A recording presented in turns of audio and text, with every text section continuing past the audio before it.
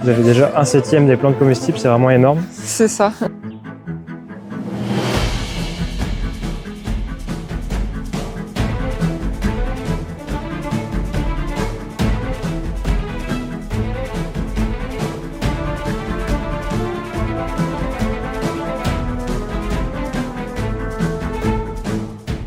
Claire Moquier, bonjour.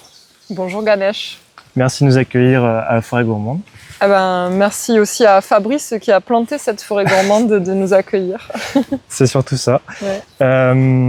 Est-ce que tu peux te présenter succinctement? Je fais partie de la forêt gourmande, j'organise les formations, j'anime des visites commentées aussi.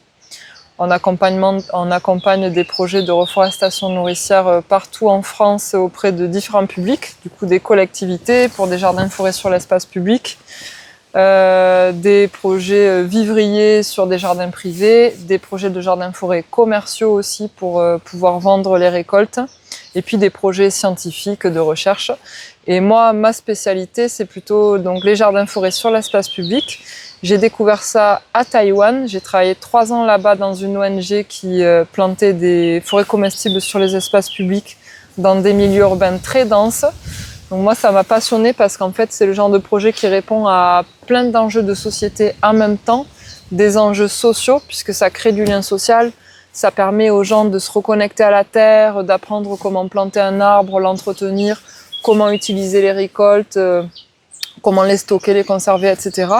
Et puis, ça permet aussi de répondre à plein d'enjeux environnementaux liés à l'urbanisation, liés aussi aux déchets qu'on peut produire dans une ville et notamment toutes les épluchures, la matière organique qui peut à ce moment-là revenir et représenter une source de fertilité. Peut-être on peut dire un petit mot sur la forêt justement où on est aujourd'hui, la forêt gourmande.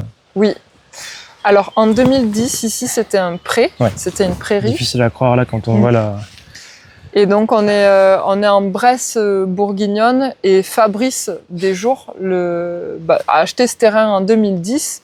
Lui à l'époque il était infirmier et son objectif c'était de créer un cocon de verdure, un endroit pour l'expérimentation. C'est un passionné de botanique aussi. Du coup c'est aussi un endroit où on conserve, on teste les plantes, on les diffuse, etc. On crée même des nouvelles variétés, on fait des croisements, on voit comment elles se régénèrent spontanément dans le milieu. Et petit à petit, en fait, au fil de ces expérimentations, Fabrice a découvert le concept de forêt-jardin. Et il a, en 2018, une fois que le système commençait à déjà être productif et qu'il y avait des premiers résultats qui étaient visibles, il a créé l'association Forêt Gourmande pour diffuser les connaissances et le résultat de ces expérimentations. Et donc, c'est 2,5 hectares ce jardin, qui contient plus de 1000 espèces alimentaires et plusieurs milliers de variétés ou de cultivars. Il y a aussi là-dedans plein de plantes spontanées ou de plantes qui ne sont pas forcément alimentaires, mais qui vont jouer d'autres rôles, soit écologiques, soit pour la production de matériaux. Et donc on a la partie où on est en ce moment à l'entrée, c'est vraiment le jardin forêt, c'est-à-dire que c'est multi-étagé, hein. Là on le voit en fait, on a plusieurs étages de végétation. Alors, en fait on voit que c'est quand même quelque chose qui est un peu, alors certains diraient fouillis, mais en fait c'est la définition de l'abondance et du côté luxuriant. Donc on va avoir des herbacées comme ça, par exemple l'hosta. Alors l'hosta, c'est une plante en principe qui est considérée comme une plante ornementale qui est plantée à l'ombre dans les parcs. C'est une plante d'ombre, mais au Japon, on consomme les feuilles cuites parce qu'il y a un petit peu de saponine à l'intérieur et on peut s'en servir par exemple comme wrap pour, on peut les farcir avec ce qu'on veut, avec des légumes, avec du riz, avec vraiment ce qu'on veut, un petit peu comme les feuilles de vigne farcies. Puis après, on va avoir voilà un autre étage, un étage par exemple buissonnant. Ça c'est l'arbre faisant, la plante caramel aussi. On va consommer les baies noires à partir du mois de septembre, qui vont être noires et bien molles et qui vont avoir un goût de caramel brûlé. Donc on l'appelle aussi le chèvrefeuille de l'Himalaya. C'est une plante qui aime bien un petit peu l'humidité, qui va être très résistante aux maladies et à la fois très ornementale. Et puis on a d'autres étages de végétation. Alors on va rentrer dans le détail dans un instant de ces étages-là. Déjà, on voit aussi là, la particularité dans ce que tu as dit, donc une plante qui vient de l'Himalaya, du Japon. Donc vous êtes allé chercher des plantes un peu partout dans le monde qui pouvaient vivre sous nos climats. Effectivement, c'est un peu le principe, c'est un peu le message des jardins-forêts. C'est qu'on s'inspire, on regarde l'histoire vraiment sur des millénaires de comment l'homme s'est nourri, en fait. Même comment il se nourrissait il y a 8000 ans, il y a 9, c'est ça, avant le démarrage de l'agriculture. Et puis on regarde aussi l'histoire et la paléobotanique, en fait, du monde. Et on sait qu'à l'ère tertiaire, on avait des forêts un petit peu plus chaudes et humides qu'aujourd'hui. Et puis, on avait une végétation qui était beaucoup plus riche. Et en Europe, on trouvait des essences comme le ginkgo biloba ou encore les magnolias qui ont disparu après les dernières glaciations. Et finalement, on fait une réintroduction de ces essences-là pour amener une diversification du système. Un exemple, c'est que si on regarde notre biodiversité en France, elle n'est pas si riche que ça comparée à l'Asie du Sud, l'Asie du Nord, Japon, Chine ou encore l'Amérique du Nord. Et en France, on n'a par exemple que 9 espèces de chênes différentes, 9-10 espèces de chênes, alors qu'un pays comme Taïwan, on retrouve 20 espèces de chênes, le Mexique, il y en a 50, et dans le monde, on a en fait des centaines d'espèces de chênes, on en a plus de 300 au moins. Ouais. Donc on réintroduit ces essences-là parce qu'elles sont adaptées au climat. En fait, on va s'inspirer des types de milieux qui existent dans le monde. Et si notre milieu, il convient à l'écologie de certaines plantes, à ce moment, on peut les intégrer, les cultiver. Il y a une distinction à faire entre les essences qui sont exotiques et les essences qui sont invasives et qui vont bouleverser l'équilibre d'un système. Une essence qui est invasive au Canada, elle ne sera pas forcément invasive en France. Une essence qui est invasive sur la côte atlantique, elle ne sera pas invasive en Alsace, par exemple. Et comment vous pouvez anticiper justement laquelle sera invasive ou pas? Parce que c'est vrai que ça peut être une critique, ça, qui est faite à ce genre de modèle. Mais je pense que vous savez y répondre justement sur le fait que la biodiversité est aussi menacée par sur la 5e cause d'effondrement de la biodiversité, c'est l'introduction justement d'espèces exotiques envahissantes. Et du coup, on a tendance à être assez réticent pour l'introduction d'espèces. Mais est-ce que vous, par votre observation, est-ce que vous avez un avis là-dessus? Oui, alors c'est l'introduction d'espèces exotiques envahissantes, mais c'est aussi la destruction de notre nature finalement et de notre biodiversité, parce que quand on regarde quand même les pratiques agricoles actuelles, on se rend compte qu'elles créent des déserts. Et la nature a horreur du vide. Donc en fait, quand on crée du vide, la nature, elle refait du plein derrière, et elle fait du plein avec des choses qui nous plaisent pas forcément. Donc déjà, il y a ça qui est super important. Souvent, on les observe sur des milieux déjà fragilisés. Par exemple, des sites industriels, les bords d'autoroutes, c'est là qu'on voit le plus souvent où la terre est laissée à nu et justement le vide est comblé par ces espèces. Ici, Fabrice a planté par exemple de la renouée du Japon quelque part dans le jardin. Elle est absolument pas invasive dans le jardin forêt parce que le milieu est plein. Et riche et donc, pareil, les bambous ici sont pas forcément contenus.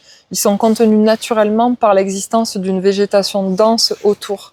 Et finalement, c'est exactement pareil que notre microbiote. Notre microbiote, il joue un rôle barrière.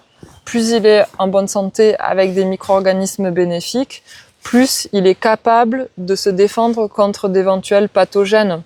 C'est exactement pareil à l'échelle des plantes et d'un jardin-forêt. Plus il y a d'essences diversifiées, plus le sol est vivant et on va trouver des bactéries, des champignons très différents, moins le pathogène invasif va être en capacité de se développer. D'accord.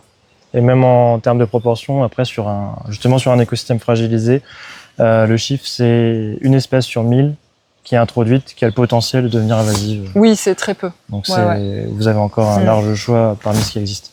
C'est ça. Et donc, on va étudier, alors ça, c'est vraiment la spécialité de Fabrice, d'étudier des livres de botanique du monde entier. Par exemple, les plantes de Californie, les plantes de je sais pas quel pays, et puis ils regardent leur écologie et voient dans quelle zone en France. En France, on a beaucoup de climats différents. Entre le climat des Pyrénées-Orientales et le climat de Bretagne, ça va pas du tout être les mêmes plantes qui vont pouvoir s'exprimer. Super. On peut continuer un petit peu la visite si tu veux. Très bien. Alors, par là-bas, donc on retrouve les hostas là qui sont dans les ombres lumineuses. Et puis là, sur notre droite, on a en fait la limite nord du jardin-forêt, donc avec des plantes qui sont un petit peu plus hautes et plus denses. Donc là, il y a un châtaignier par exemple. Un petit peu plus loin, on va avoir un cornouiller mâle ici. Il y a les petits fruits en formation, tu vois, du cornouiller ici là. Et ça, c'est une des choses de notre travail, c'est-à-dire que les essences comme le cornouiller mâle qui sont très sauvages en France, on va essayer de sélectionner en fait, de les améliorer de génération en génération en semant les noyaux issus des meilleurs fruits et des plus gros fruits pour améliorer la qualité des fruits pour la consommation. Donc on essaye de les domestiquer. Et inversement, pour des espèces qui ont été beaucoup trop domestiquées, par exemple le pommier, où on retrouve finalement aujourd'hui sur les marchés que quelques variétés qui ont été sélectionnées pour leur taille ou alors pour leur capacité à se conserver longtemps, eh bien on va plutôt aller du côté plus sauvage parce que c'est des espèces qui ont besoin de beaucoup de traitements, qui sont peu résistantes aux maladies et ça vient du fait qu'en fait il y a trop peu de diversité génétique dans la population de pommiers. Donc pour les pommiers, on va plutôt remettre du pommier kazakh, du pommier sauvage, hein, celui qui vient des montagnes de forêt primaire de pommiers au Kazakhstan. Et puis on va faire pareil après pour les autres espèces, hein, par exemple comme le cornouiller mâle, en France on va avoir du cormier, le Sorbus comestica, et on va chercher des variétés améliorées pour les réintégrer un petit peu sur les marchés, dans les restaurants et dans les filières commerciales. Donc ça, oui, c'est la diversité génétique. Parce qu'en fait, dans la biodiversité, on distingue 3 niveaux. On a la biodiversité des espèces, la diversité des écosystèmes, mais aussi une diversité génétique qui est parfois oubliée.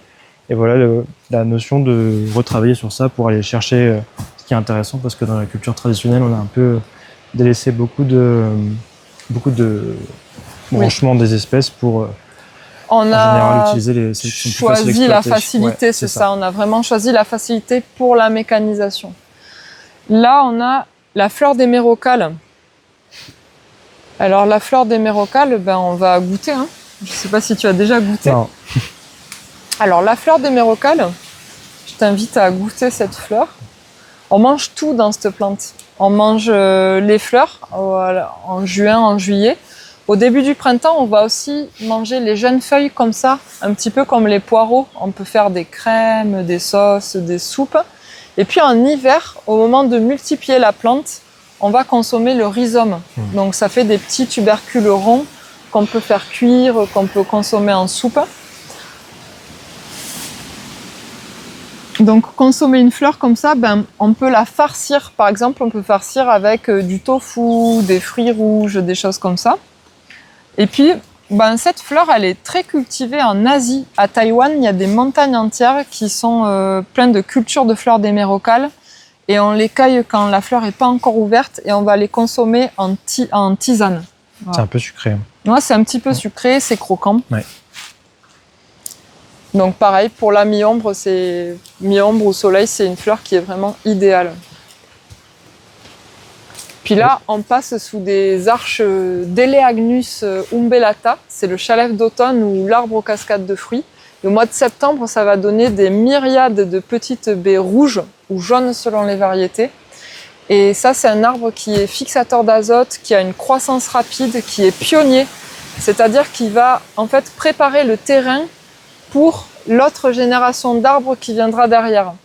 Donc si on part d'une prairie un petit peu compactée en plein soleil, c'est typiquement le genre d'essence qui va avoir une croissance rapide et booster le développement du système. Donc là, il y a cette liane-là qui s'appelle la schisandre de Chine, encore une liane qui vient d'Asie. Ouais. Et donc on l'appelle aussi la baie aux 5 saveurs, c'est-à-dire qu'elle va donner une baie qui est condimentaire, qu'on va faire sécher, et elle a les 5 saveurs à la fois, sucré, salé, amer, acide ou umami. Donc quelque chose de très condimentaire. Est-ce que du coup il y a des nutriments dans toutes ces plantes qui viennent d'ailleurs des nutriments intéressants à aller chercher, à apporter à notre alimentation?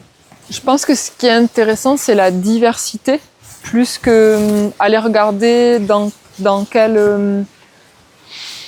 qu'est-ce qui est contenu dans chaque plante, c'est important, mais après, il faut voir, est-ce que la plante, elle a été cultivée dans des conditions de sol mort, avec des engrais, et dans ce cas, elle va avoir aucune capacité nutritionnelle, ou est-ce qu'elle vient d'un sol vivant, en bonne santé, et dans ce cas, elle va nous donner beaucoup plus d'énergie, en fait. Elle va avoir une fréquence vibratoire qui est bien plus haute. Et après, il y a forcément l'importance, en nutrition, on va avoir l'importance des feuillages. Et ça, dans notre culture occidentale, on néglige vraiment énormément ça. On a quand même un système digestif qui est proche de celui des grands singes. Et les grands singes, ils ont une alimentation qui est très très diversifiée. Ils consomment plus de 300 espèces alimentaires, dont la moitié, c'est des feuillages. Et ensuite, ils consomment énormément de fruits, un petit peu de fruits à coque, des insectes. Et nous, notre alimentation aujourd'hui, on a perdu toute la diversité. On n'a plus qu'une soixantaine d'espèces alimentaires dans notre assiette, en français moyen. Donc les jardins-forêts, quand ici on voit il y a 1000 espèces alimentaires sur 2,5 hectares, c'est aussi un moyen de rajouter des goûts, des nouvelles saveurs, du plaisir. C'est tout ça en fait que ça va nous offrir. Ici, c'est le ragou minier. Le ragou minier, c'est un arbuste de la famille des rosacées qui va donner des petites cerises un petit peu acidulées. Donc, il est idéal pour les petits jardins, par exemple. Et puis, celui-là, il a même pas 3 ans, ce ragou minier. Puis, il est déjà bien haut, il est plus grand que moi. Et à sa plantation, il a pas vraiment été arrosé parce qu'en fait, on est ici dans un jardin-forêt qui a maintenant 14 ans, avec un sol qui est plein de vitalité et qui a un métabolisme énorme, qui va être capable de digérer très rapidement. Même il y a des bouts de bois comme ça, des bouts de bois comme ça issus de la taille des arbres. Donc là, on sent que c'est un chêne qui a été taillé justement.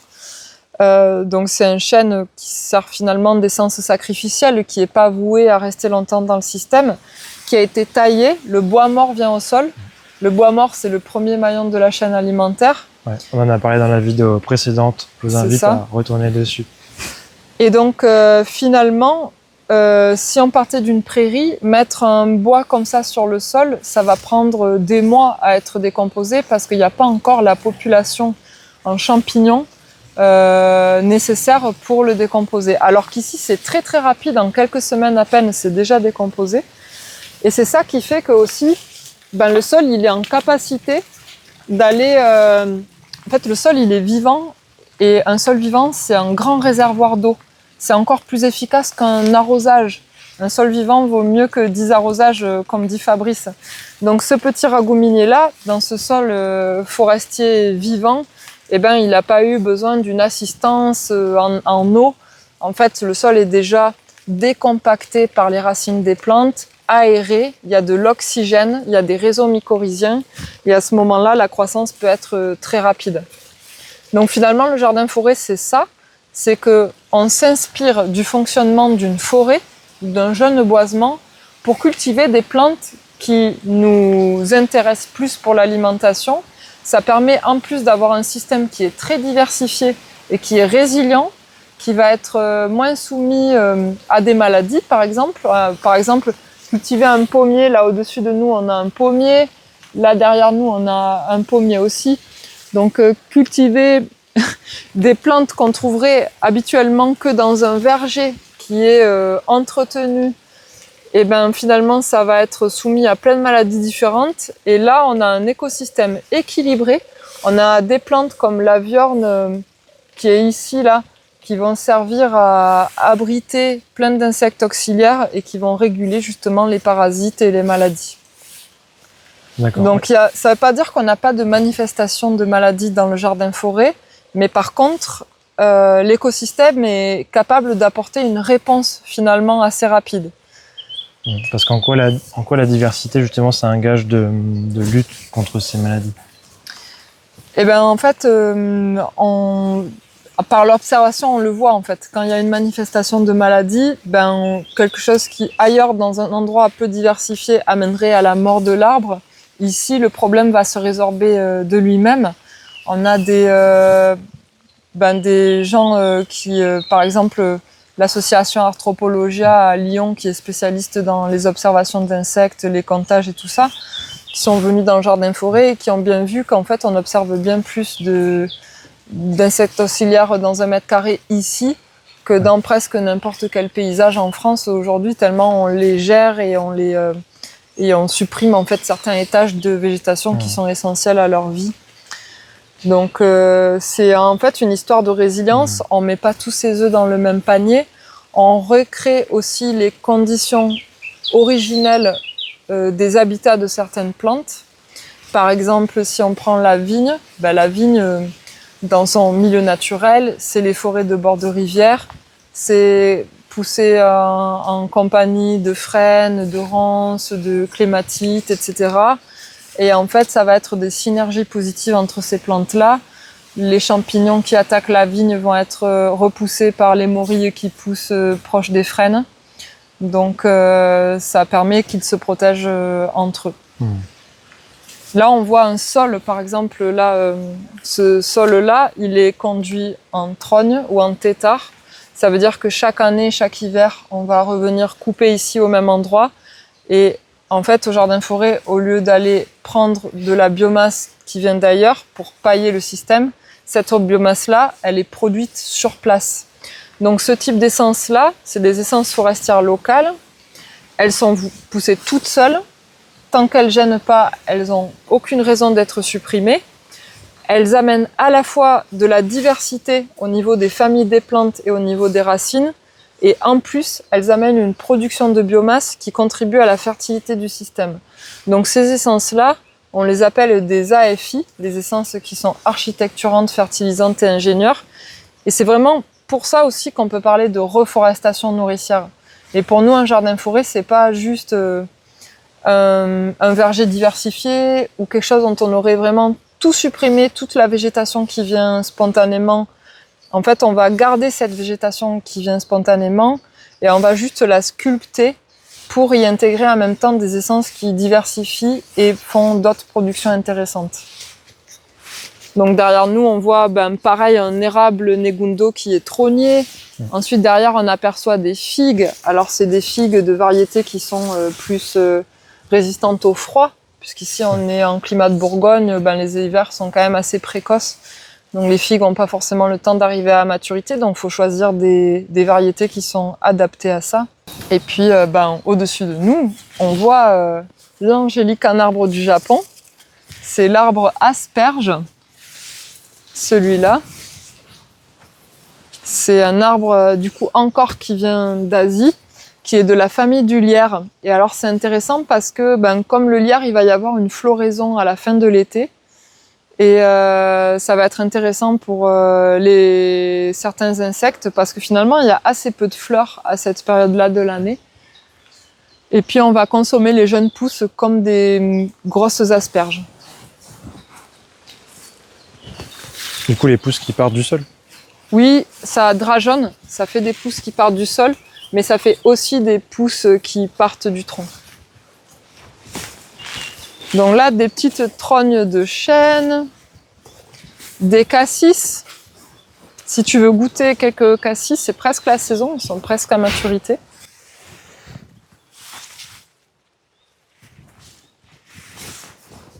C'est une herbacée qui pousse spontanément dans la région. Là, on l'a implanté par contre. D'accord. Ça s'appelle le Sedum telephium ou orpin reprise. C'est une plante qui servait à soigner à cicatriser des coupures.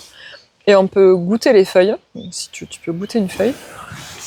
Et c'est intéressant parce que c'est une plante grasse qui est très très résistante à la sécheresse, qui a besoin d'aucun arrosage et dont le feuillage reste tendre et croquant toute l'année.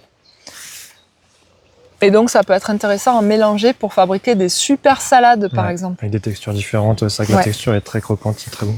Et c'est vrai que moi, j'aime bien le concept de super salade, parce qu'en fait, les feuillages, c'est les choses qu'on peut manger en association avec n'importe quoi. Nutritionnellement, c'est vrai que parfois, quand on fait trop d'associations de choses différentes, ça pose un problème pour la digestion. Mais les feuillages, au contraire, ça aide à digérer tout. Donc, par exemple, tu peux manger des frites avec des feuilles. Et tu ça ralentira la digestion. Tu vas mieux digérer, ça va apporter plein de fibres, ça va contribuer à remonter un petit peu le pH. En fait, c'est vraiment antioxydant. C'est ça, c'est des aliments basiques qui balancent un peu avec tout ce qui est viande, produits laitiers, qui sont des aliments acides. Donc si tu veux, tu peux associer 30 ou 40 feuillages différents dans une super salade, ça va poser aucun problème de mauvaise association. Et puis dans le jardin forêt, les super salades c'est le plus facile. Donc là on a le sédum, on a aussi toutes les plantes sauvages, le plantain, l'oseille. Et puis on a l'égopode, le lierre terrestre. Là il y a du gaillet. Il y a du gaillet molugine. Il y a aussi les feuilles d'arbres, par exemple les feuilles de tilleul, les feuilles de vigne, les feuilles de lavater, les feuilles de cédrelle de Chine. Il y a aussi les petites aromatiques, les armoises, les menthes, les origans. Et donc on peut se fabriquer des plats qui sont très sympas rien qu'avec les feuillages. Et toi, est-ce que tu as reconstruit ton alimentation justement avec cette philosophie ? Oui, complètement. Ouais. Donc moi j'avais une alimentation vraiment très basique, basée sur des céréales. Donc sur le pain, j'étais très gourmande, fromage, riz, pâtes, etc. Puis je mangeais en fait quand j'étais petite pas du tout de salade ni de fruits. Puis finalement le problème de santé sont arrivés. Et là, j'ai compris que mon corps, c'était pas non plus une poubelle, que le rôle de l'alimentation, c'était plutôt d'alcaliniser justement le corps pour compenser toutes les sources d'acidification qui finalement sont les sources de maladies. Et donc, j'ai réintroduit énormément de feuillage, j'ai réintroduit beaucoup de fruits, j'ai introduit la fermentation aussi dans mon alimentation. Et donc, j'ai vraiment diminuer la cuisson, diminuer les céréales au final. Donc c'est en ajoutant des choses que d'autres choses se sont devenues un petit peu obsolètes pour moi. Donc là, les fleurs de lavater, encore des jolies fleurs comestibles. Donc la lavater, c'est un buisson qu'on trouve en fait en général en ornement dans les jardins, qui donne des fleurs comestibles mais aussi des feuilles comestibles. Alors les feuilles sont un peu duveteuses, pas évidentes à manger crues comme ça, mais les fleurs, il n'y a aucun problème. Du coup, pour les feuilles, c'est plus, par exemple, les faire cuire et les faire mixer pour s'en servir de base pour préparer des cakes ou ce genre de choses. Et c'est vraiment une plante à biomasse qui va avoir une belle croissance et qu'on va pouvoir tailler régulièrement, toujours pareil, pour amener cette biomasse sur le sol. Et puis, pareil par ici.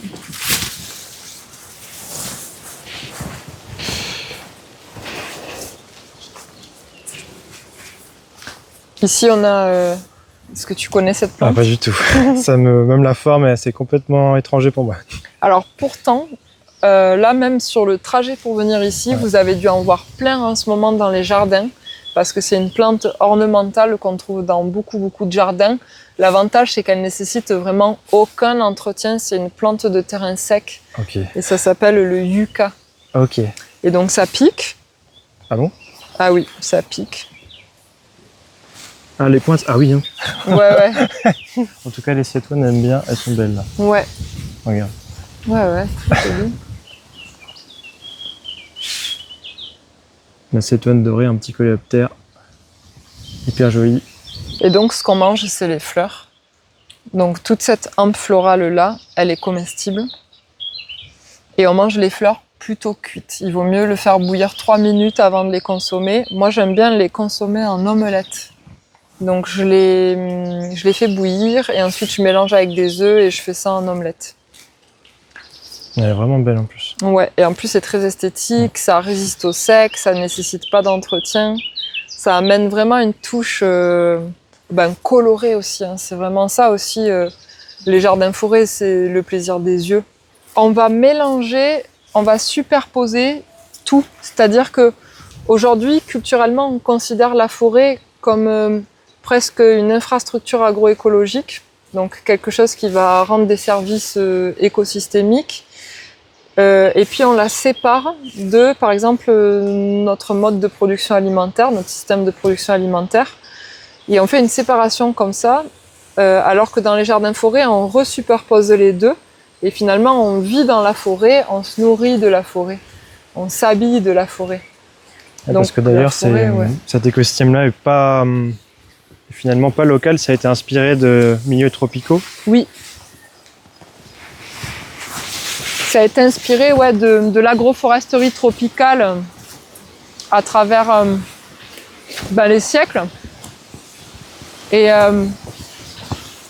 sous les tropiques, on intègre la dimension temporelle dans l'agriculture. La végétation, elle pousse beaucoup plus vite, donc on ne peut pas se battre comme ici pour empêcher son apparition.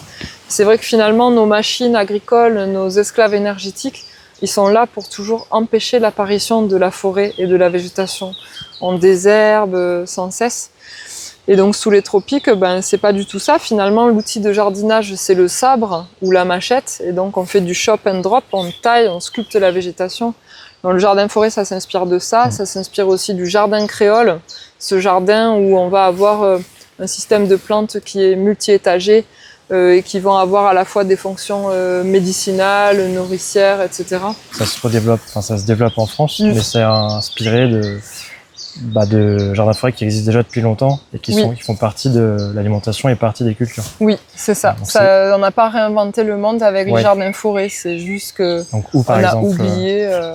Dans quelle zone géographique on peut retrouver En fait, partout dans les climats tropicaux, par exemple, on peut en trouver en Indonésie, en Éthiopie, au Sri Lanka, en Thaïlande. Dans ces cultures-là, on a conservé le fait d'intégrer la dimension temporelle dans son système.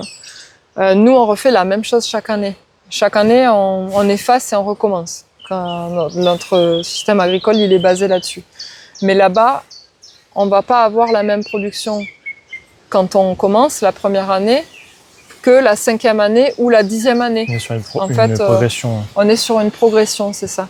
Un petit citronnier rustique. Donc le Poncirus trifoliata. En général, c'est ce qui sert de porte-greffe pour d'autres agrumes plus intéressants. Celui-là, il ne sera pas greffé. Ici, il sera laissé tel quel. Donc on aura des citrons qui n'ont pas de jus, où on n'utilise que le zeste. Et voilà, ça apporte pareil une touche de diversité, d'exotisme. Ça peut servir aussi de plante défensive pour des haies de protection parce qu'elle est très très épineuse. Ouais, les animaux, par exemple, si on intègre les animaux dans un système comme ça. Et oui. Alors les animaux, en fait, les animaux sont déjà intégrés. Finalement, ce qu'on pourrait intégrer en plus, c'est quoi? C'est les animaux domestiques. Voilà. Mais les animaux sauvages sont plus qu'intégrés dans ce système. Et en fait, c'est eux qui contribuent à son équilibre. Par exemple, on a les amphibiens, les crapauds, les choses comme ça. On a les reptiles.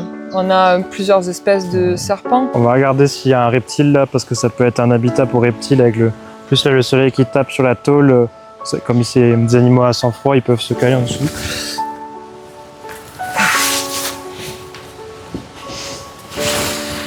Ah oui, il y a une couleuvre là-bas. Ah oui. On va aller la voir. Ça, si vous avez un jardin et que vous avez par exemple peur des serpents, vous pouvez mettre un endroit isolé dans le jardin où vous mettez des tôles et vous êtes à peu près certain que s'il y a des serpents, ils s'installeront là.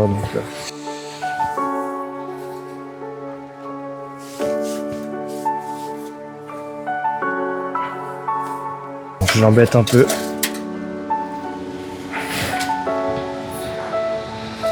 Ah, il y a un deuxième à droite, ça doit être un gros orvet ou une autre couleuvre.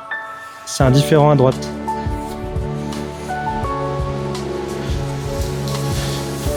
De toute façon, on voit bien les galeries. Voilà, donc ça a des très bons auxiliaires aussi pour le jardin. On a les hérissons.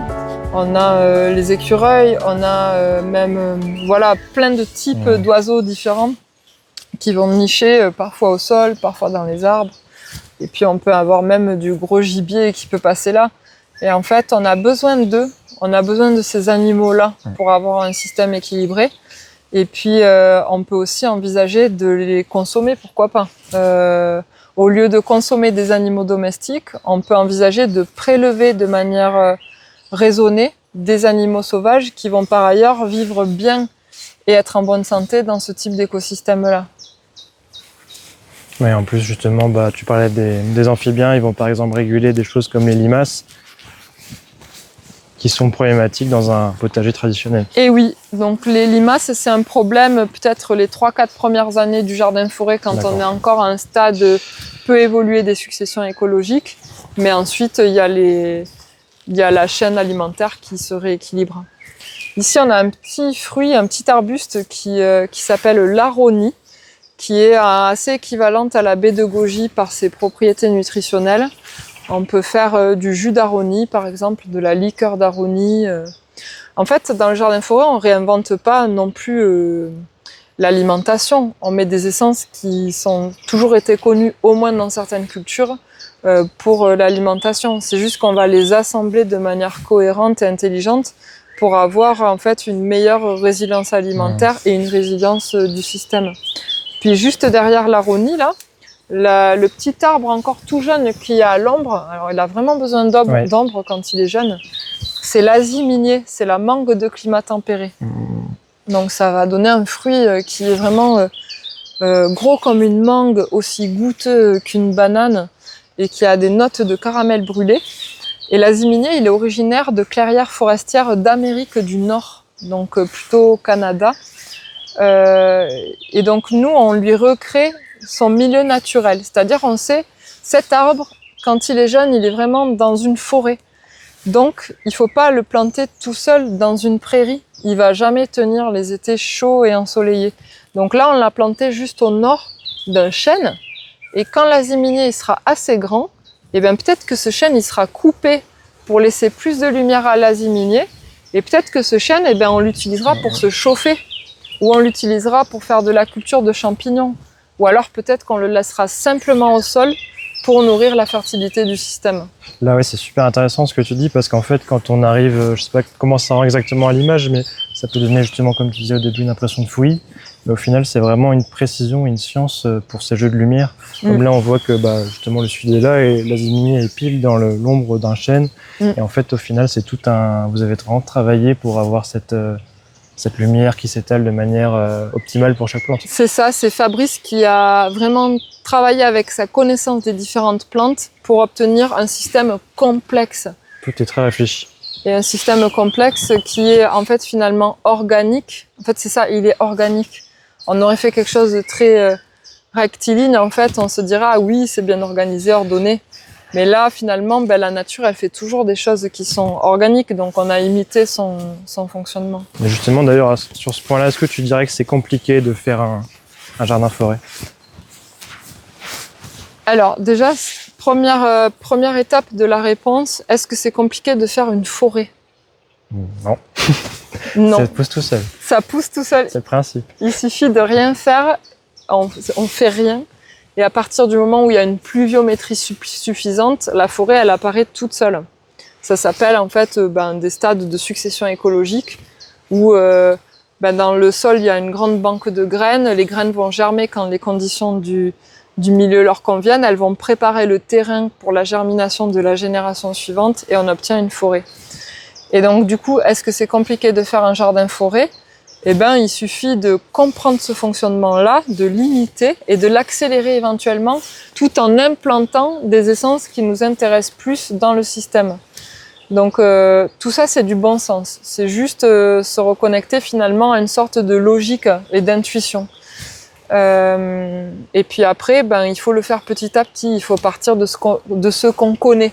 Donc partir de plantes qu'on connaît et puis petit à petit découvrir, peut-être échanger avec d'autres personnes, goûter, visiter les jardins-forêts des autres, échanger des plantes. Et puis en fait, c'est l'expérimentation qui fait la connaissance aussi. Hein. Peut-être aussi une question qui est un peu liée sur est-ce que c'est possible de le faire sur une petite surface que tout le monde n'a pas forcément. Là, on est sur, t'as dit, oui. 1,5 hectare. 2 hectares et 2 demi. hectares et demi. Est-ce que par exemple sur un très petit jardin ou même un balcon, c'est possible de faire des choses? Un balcon, on peut toujours s'en servir comme pépinière, par exemple. On peut multiplier des plantes sur son balcon, faire des semis, faire des boutures, et après, pourquoi pas les diffuser à des gens qui ont plus de surface, ou les diffuser pour un jardin-forêt collectif ou public. Finalement, c'est ça l'intérêt quand on n'a pas de terrain. On peut toujours s'impliquer sur un projet comme ça sur l'espace public qui va servir l'intérêt de tout le monde. Après, si on a par exemple 200 mètres carrés, c'est une petite surface, mais on peut tout à fait faire un jardin-forêt sur 200 mètres carrés. On va pouvoir même travailler davantage. On va mettre toujours un système multi-étagé, mais on va pouvoir davantage soigner la strate herbacée avec plein de légumes d'ombre, de soleil, qui sont vivaces et tout ça. Qu'un jardin-forêt où il y a 1 hectare et où ça va nous demander beaucoup plus de travail, de bien travailler tous les étages, quoi. Donc on a plusieurs exemples comme ça de jardins-forêts en milieu urbain qui font 200 mètres carrés. On va s'enfoncer dans la végétation. Alors là, il y a une petite plante couvre-sol qui s'appelle la coriandre des bois ou l'autunie des marais. Alors en chinois, on l'appelle aussi la plante poisson parce que c'est vrai qu'elle a un petit goût de poisson et surtout quand on la fait cuire, ça dégage une odeur de soupe de poisson. Donc on peut la manger crue ou cuite. Merci. Et c'est pas tout le monde qui aime. Hein. Ah, ça a odeur de gingembre aussi. Donc, il y a plein de gens qui n'aiment pas forcément ce goût-là, mais après ça peut servir pour aromatiser des plats. Hein, ouais, c'est un sacré goût, c'est acide au début. Je retrouve pas le poisson, mais... C'est plus dans l'odeur, surtout quand on la fait cuire. Ouais, pour relever quelque chose, relever une salade. Par exemple, pour assaisonner une salade de tomates ou ce genre de choses. Donc là, on a à nouveau un aziminier qui est un petit peu plus grand. Celui-là qui a déjà été productif, hein, cet aziminier. Donc ça fait un peu comme des mains de banane quand ça entre en production. Donc ça, c'est un fruit, par exemple, qui n'est pas du tout cultivé en France. Alors si, il est cultivé en France. Il existe des producteurs d'azimines en France, mais très peu, mais qui approvisionnent les magasins bio, par exemple. Parce qu'il y a un problème dans le transport, c'est ça C'est ça, en fait, c'est pas qu'il y a un problème, c'est que c'est un fruit qui se conserve mal et qui se conserve pas longtemps une fois qu'il a été cueilli. Et c'est pas du tout comme la pomme qui va pouvoir se conserver des mois, et du coup c'est des choix de nos... il y a certaines filières qui n'ont pas été développées pour ça en fait, parce qu'aujourd'hui on envoie toujours des fruits à l'autre bout de la France, voire qui voyagent sur plusieurs pays. Donc si on recrée des circuits courts, finalement ça devient pas du tout un problème. On peut juste le cueillir le matin et le vendre au marché dans la journée, quoi. C'est aussi comme ça qu'on peut expliquer le manque de diversité dans l'alimentation qui existe. On a vraiment choisi la facilité. Enfin, la facilité, c'est même pas la facilité le mot, parce que la facilité, c'est ça finalement. C'est d'avoir tout à portée de main. Alors là, on va rentrer dans l'allée des lianes. Ah, c'est trop beau ça. Donc ici, on a du houblon, par exemple. Et puis après, on a des vignes. Là. Par exemple, on a des vignes là, ici. Hop. Il y en a plusieurs. Là, c'est un Elaeagnus. Ça, c'est une vigne, ça? Oui. Celle-ci. Pas du tout sur son profil où on la voit d'habitude en bonsaï. Elle grimpe dans l'arbre. Ça, c'est une ortie, mais qui pique pas. C'est l'ortie chinoise. C'est la Boehmeria nivea. Alors, on peut l'utiliser dans les cultures asiatiques. On va faire de la poudre avec. Au Vietnam, on fait de la poudre avec et puis on s'en sert pour fourrer des mochis ou des desserts au riz glutineux. Et puis, elle sert aussi à fabriquer du textile. Donc, vous gérez comment les allées comme ça, justement? Alors là, c'est vrai qu'il a beaucoup plus printemps et puis là, la végétation, elle a beaucoup gagné. Mais normalement, on fait donc une tonte des sentiers. Donc, Il faut imaginer que le jardin-forêt, c'est vraiment comme quand on va randonner en forêt, on marche sur des chemins et sur des sentiers. Et ben, le jardin-forêt, c'est pareil. On a d'abord tracé des chemins et ensuite on a planté de part et d'autre de ces cheminements. Et partout ailleurs, on évite d'y marcher, sauf pour de la récolte, par exemple, ou un entretien minimal.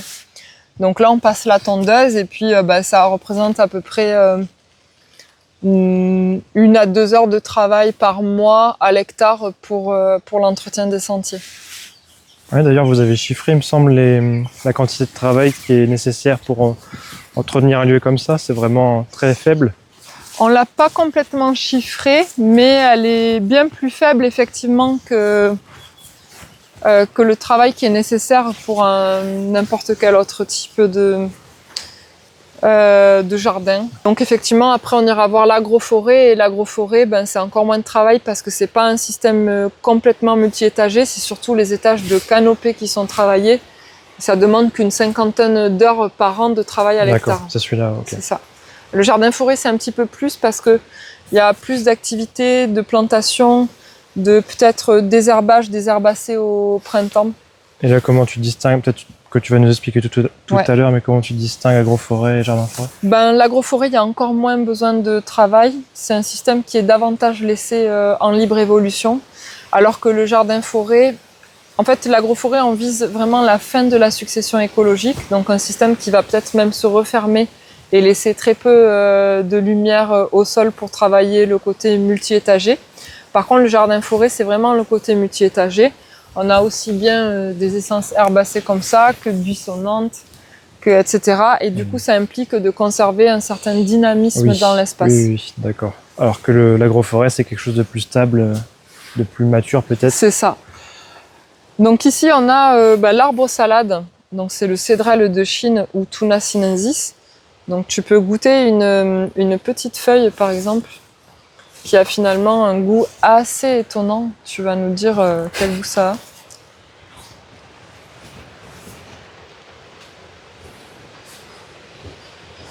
Ah oui, dis donc. C'est pas comme une cacahuète? Si. Ouais. Ça ressemble vraiment entre l'oignon et la cacahuète. C'est l'apéro, là. C'est l'apéro, c'est ça. Donc c'est cet arbre-là qui est planté des fois sur des ronds-points dans les villes ou dans des jardins par des paysagistes. Et personne ne sait que ça se mange. Alors qu'en Asie, on fait des pestos, on le fait sécher, on fait des poudres pour le vendre plus facilement, on mange cru, cuit. C'est vraiment un goût fort là qui me reste. Tu disais en tout, vous avez 1000 espèces comestibles ici. Oui. Le total, c'est 7000, il me semble, espèces comestibles en climat tempéré. Donc là, vous êtes vraiment... vous avez déjà 1/7 des plantes comestibles, c'est vraiment énorme. C'est ça. Oui. Le bambou aussi, le bambou, c'est une ressource largement négligée en France. Finalement, il n'y a que les gens qui ont des restaurants chinois qui vont récolter le bambou en France, au bord des rivières, alors que les jeunes pousses de bambou, c'est juste excellent au printemps, en jeunes pousses. Je crois que je t'avais fait goûter, non? Ouais, on avait goûté aussi ça. Mais justement, est-ce que celui-là est traçant? Oui, oui. Parce que là, on voit, c'est assez rare. Si vous connaissez un peu les bambous en milieu normal, en général, c'est un peu l'invasion de bambous de partout. Surtout quand il y a un massif un peu déjà évolué comme ça. Et là, du coup, vous ne touchez pas. Non. Si, on récolte quand même. Ah oui, la récolte permet aussi de contenir peut-être l'avancée des bambous. Ouais. Oui. Donc c'est toujours le dynamisme à avoir avec notre forêt. C'est ça. Ah, là, super intéressant, là. Tu vois, c'est quelque chose qui va être... qui est presque mûr. Ça, c'est presque mûr. C'est le goumi du Japon. Donc, c'est un arbre de la famille des Eleagnacées. C'est un Eleagnus. Et c'est comme le premier qu'on a vu, l'arbre aux cascades de fruits, là, le chalef d'automne. Pareil, ça va être un arbre qui est pionnier, à croissance rapide, fixateur d'azote et qui, en plus, produit des baies comestibles. Alors, elles peuvent être un petit peu âpres, donc il faut les consommer quand elles sont vraiment bien mûres. On peut s'en servir pour faire des sauces, on peut aussi les faire sécher. Et puis voilà, nous on a une recette de fleurs d'émérocale farcie avec du tofu agrémenté de cette sauce de goumi du Japon. Parce que les deux plantes se récoltent à la même saison finalement. Et là j'ai vu une taupinière là, dans l'allée. Oui. Juste avant de démarrer, là, tu m'expliquais que vous aviez même intégré un chien dans la forêt. Ah oui, la chienne de Fabrice, qui en fait est capable d'aller s'occuper des rats taupiers, qui peuvent porter préjudice en fait en creusant des galeries et en abîmant les systèmes racinaires du sol. Donc en fait, elle joue aussi sa fonction dans le système. Elle sert aussi de chienne d'accueil pour les visiteurs. Elle vient les accueillir. Oui, on a eu ça tout à l'heure aussi. Très sociable. Ici, on a du kiwi.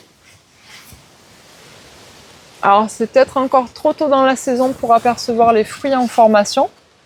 Mais le kiwi, c'est une grande liane qui, en fait, est assez étrangleuse. Elle va étrangler l'arbre support pour se frayer un chemin. Voilà. Donc, en général, on utilise comme arbre support ces fameux AFI, c'est-à-dire ces essences qui ne sont pas vouées à être productives dans le système ou rester longtemps. Et si jamais elles se retrouvent étranglées, elles serviront simplement de support, même mort, mais elles seront quand même ancrées dans le sol.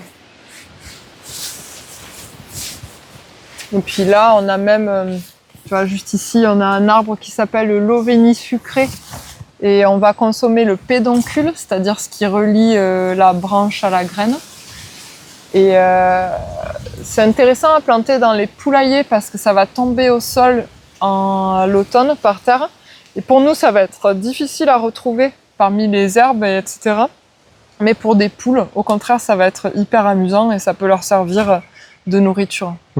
Voilà, quand on ne sait pas quoi planter dans un poulailler, en plus, ça peut faire de l'ombre. Vous attendez à quoi par rapport à, par exemple, au changement climatique sur l'avenir des... Est-ce que ça, vous pensez que votre forêt peut être solide face à ce risque-là? Elle est forcément plus solide parce qu'en fait, elle crée une inertie thermique, à la fois pour se protéger contre le trop chaud et à la fois pour se protéger contre les phénomènes de froid. Donc on peut intégrer dans un jardin forêt comme ça des plantes qui sont pas forcément très rustiques, mais elles vont bénéficier d'une protection par le côté dense de la végétation. Et après, il faut intégrer des essences qui sont plus sudistes. Par exemple, le frêne à fleurs, c'est une espèce de frêne qui est plus sudiste que le frêne commun. Ou le jujubier, ou le pistachier, dans certains cas, ça pourra aussi être plus résistant face à des étés chauds et secs. Et puis, à contrario, il faut aussi des essences qui sont capables de produire, même si l'hiver il est plus précoce. Parce qu'en fait, le changement climatique, c'est pas forcément qu'un réchauffement, c'est aussi des pics de grand froid, des gelées tardives de printemps. Et donc là, par exemple, on aperçoit dans le trou là un arbre avec des grandes feuilles, des longues feuilles là-bas. Alors c'est un plaque minier, mais c'est pas un plaque minier n'importe lequel, c'est un plaque minier de Virginie. En fait, il va donner des kakis qui sont plus petits que les kakis normaux. Et ils vont être capables d'arriver à maturité, même dans le cas d'un hiver précoce. Et puis ils vont aussi être capables d'arriver à maturité, même dans le cas d'une grande sécheresse. Et puis là, à côté, on a aussi, là dans cet endroit-là, on a des pistachiers de forêt, on a des viornes. Pistachiers de forêt, vous avez des pistaches Oui, il y a des pistaches de forêt. Ça, c'est le pistachier de forêt, Staphylea pinnata. Et donc là, vers le mois d'octobre, dans les bogues, il y aura 2 ou 3 pistaches par bogue. Et donc, il faudra casser la coque et manger la petite pistache à l'intérieur. Donc, c'est un arbre qui vit en sous-bois et qui a besoin quand même d'humidité. Donc, c'est pas du tout comme le pistachier vrai, par exemple. Là, on a un noyer qui donne des noix qui sont juste énormissimes, qui sont très grosses chaque année. Donc, c'est assez incroyable. Celui-là, il a 14 ans, du coup, il date du début... de la forêt. Il doit dater des premières années. Je ne sais pas exactement si c'est 14 ans, mais en tout cas, pas loin. C'est un des plus grands arbres qu'on a vu pour l'instant. Ouais. Et donc c'est marrant parce que le noyer, on dit qu'ils envoient des tanins dans le sol qu'ils empêchent de pousser d'autres plantes. Oui, c'est la juglone. On voit que ça a l'air d'aller. Mais en fait, la juglone, elle va être démultipliée dans le cas d'un champ de noyer. Mais à l'échelle d'un seul noyer avec l'autre végétation, finalement, c'est pas un gros problème. Et puis surtout, ce qui peut être plus problématique, c'est si on plante par exemple une petite herbacée au pied d'un très grand noyer. Là, à ce moment-là, ça va pas être la juglone. Le problème, c'est plutôt la compétition au niveau de l'eau. Mais là, tout a poussé un petit peu en même temps. Et donc, il n'y a pas ce problématique-là. Là, on a ce qu'on appelle une épice boréale.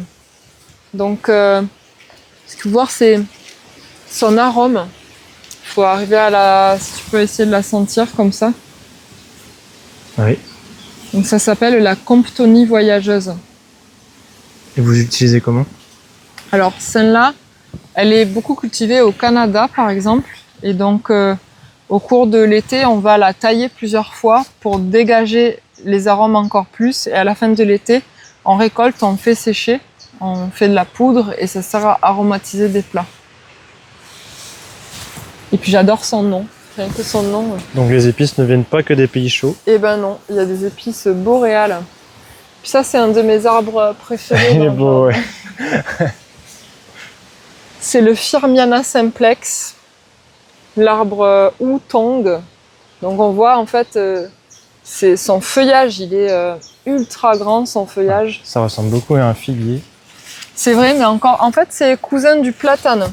Donc ça, c'est un arbre qui est utilisé en tant qu'arbre d'ornement en Asie, à la place du platane. Et puis, il va produire des graines qu'on va pouvoir consommer grillées. Et puis, ben voilà, il fait de l'ombre. On l'appelle aussi le parasol chinois, en fait. Puis, il est très beau. Ouais, il ressort vraiment du paysage. C'est ça. Puis là, on a une vigne. Alors, il y a une vigne ici, là, qui est assez costaud et qui monte très haut dans ce bouleau. Elle monte vraiment très, très haut. Là, elle est vraiment comme dans son milieu naturel. Et finalement, on peut se dire, ah oui, mais alors, c'est bien joli tout ça, mais comment on va faire pour la récolter? Alors déjà, de une, donc même en poussant très haut dans un arbre, elle est très productive. Il y a une quantité de grappes qui est phénoménale. Là, c'est pas la bonne saison pour le voir, mais elles vont se former tout au long de l'été. Et puis, pour les récolter, finalement, la vigne, c'est une liane, elle n'a pas beaucoup de lignine. Ça veut dire que on va pouvoir la remodeler comme on le souhaite. Donc, si on veut, on pourrait très bien imaginer que ce bouleau-là, on le coupe pour faire du bois de chauffage, de la culture de champignons, des piquets. Et puis, du coup, cette vigne, on la remodèle de manière horizontale pour pouvoir accéder facilement à ces raisins. C'est ce qui a été fait là, juste après, un petit peu plus loin.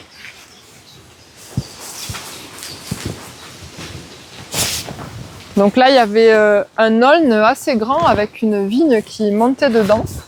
Et puis l'aulne a été rabattu plus bas, donc trogné. Et la vigne est partie du coup plus bas là de tous les côtés. Et maintenant, on peut suivre sa progression. Il reste encore quelques traces de raisins de l'année dernière. On voit les grappes en formation aussi. Là, on voit toutes les grappes de raisins en formation. Et donc maintenant, on peut accéder facilement à ce raisin. Donc on voit là, on suit toujours cette liane sur notre gauche. Juste en bas, un tas de bois. Donc ça rappelle tout à l'heure la conversation sur les auxiliaires du jardin. Ça peut être un habitat pour des hérissons, des crapauds. Ouais. Donc c'est volontaire de laisser des milieux diversifiés. C'est la source de la fertilité du sol. C'est cette production de biomasse et de bois qui reste au sol.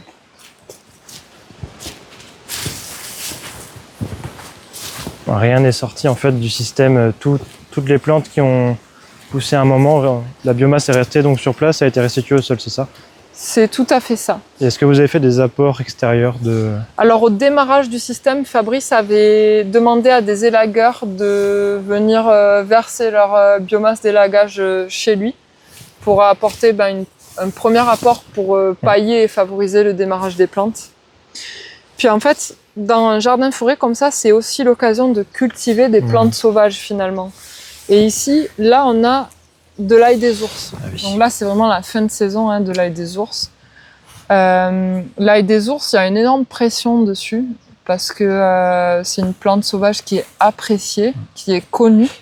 Et du coup, les gens vont beaucoup dans les forêts et font pression sur cette ressource-là en cueillant tout. Donc le jardin-forêt, c'est aussi l'occasion de cultiver ce genre de choses pour éviter d'en le prélever ailleurs. Finalement, on le prélève chez soi et on le plante dans l'habitat qui lui correspond. Donc ici, on est dans le bas du jardin, c'est vraiment ombragé, boisé. Et là, des ours, ils se développent vraiment très très bien. Est-ce qu'il y aura un endroit où on pourra gratter le sol pour regarder un peu la terre, comment elle est, si elle est noire? Oui, carrément. Par rapport à cette restitution de la matière organique dans le sol et de cette fertilité, on va essayer de gratter un peu la terre pour voir si on remarque quelque chose d'intéressant. Sans trop abîmer le jardin de Fabrice.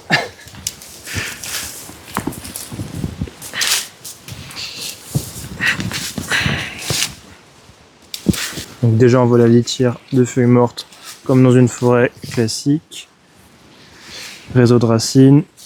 Le sol est bien meuble. Beaucoup de bois mort, comme on disait. C'est ça qui va ramener aussi du carbone dans le sol, qui va créer la fertilité. Voir la vidéo précédente. Ah là, on voit bien la profondeur du sol. Je force même pas. Un sol très meuble. Oui, ce que je retiens, c'est que ça ressemble vraiment plus à un sol de forêt qu'un sol de potager. Oui. Parce que des fois, en potager, c'est vrai qu'on peut pailler, mais là, vous paillez pas. Non. C'est un paillage, c'est une sorte de paillage naturel. Du coup, ça tombe au sol directement. Ouais. Et encore une fois, on est dans la diminution du travail. Oui. Pour entretenir la fertilité, et en plus sur le long terme. Donc on a dit ça peut être accessible à tout le monde, mais qu'est-ce que tu conseillerais aux gens qui veulent aller plus loin? Déjà bien sûr ici vous faites de la formation. Alors on fait de la formation effectivement donc professionnelle qui s'adresse à des porteurs de projets privés ou qui ont un projet professionnel. Après on peut aussi se renseigner par des livres. Donc il y a le livre on va dire peut-être moi celui que je connaisse le plus ancien, c'est le livre de Martin Crawford, qui est un Anglais qui a créé depuis une trentaine d'années son jardin-forêt. Et puis le livre de Fabrice Desjours, qui est paru aux éditions de Terran en 2019. Donc les livres c'est une option, mais c'est pas forcément comme ça que tout le monde apprend non plus. Ça remplace pas de voir un jardin-forêt de ses propres yeux. Donc celui-là, il est visitable, on organise des visites commentées. Ça permet vraiment de voir un jardin-forêt, d'arriver à se projeter et par le ressenti, parce qu'on ressent, quand on est à l'intérieur, on arrive vraiment à comprendre et à s'imprégner du concept. Et puis, en fait, c'est ça, c'est comprendre qu'est-ce que c'est la succession écologique et comment bien planter un arbre finalement. Donc quand on plante un arbre, il faut bien le pailler. Il ne faut pas qu'il ait, dans ses premières années, une compétition avec les herbacées qui vont lui prendre toute l'eau. Et une fois qu'on a compris ces grands principes-là de plantation et d'entretien, on trace ses chemins, on entretient ses chemins, on laisse aller la succession écologique. On fait des plantations qui sont adéquates par rapport à son type de sol et son objectif. Et on apprend vraiment petit à petit, sans pression, par l'expérimentation. J'ai une dernière question pour toi. Est-ce que les arbres vont nous sauver? En fait, je pense pas qu'on pourrait vivre s'il n'y avait pas d'arbres. Donc c'est une évidence que, en fait, on le voit bien, quand on supprime les arbres dans un environnement, on n'a plus rien pour retenir le sol. Donc le sol s'en va. Donc il y a de l'érosion, il part dans les rivières. Il n'est pas capable d'infiltrer l'eau de pluie, il y a des crues. L'arbre fabrique, c'est la photosynthèse, c'est le côté brise-vent, abri pour la biodiversité. En fait, les rôles de l'arbre, ils sont juste immensément nombreux. Donc on n'a pas d'autre choix que de vivre avec les arbres et en fait de les restituer les fonctions qu'ils méritent. Et c'est pas juste une fonction paysagère. C'est vrai que c'est ça qu'on a tendance à faire aujourd'hui. L'arbre, c'est là pour faire joli ou stocker le carbone, mais en fait non, l'arbre c'est la vie en fait. Donc culturellement, on a peut-être un petit travail de remise en question, de sensibilisation et d'adaptation de nos pratiques pour remettre l'arbre au centre et pas nous plutôt au centre. Karamoukié. Merci beaucoup. Merci Ganesh, bon courage pour la suite du voyage et j'ai hâte de découvrir vos aventures. Merci à toi.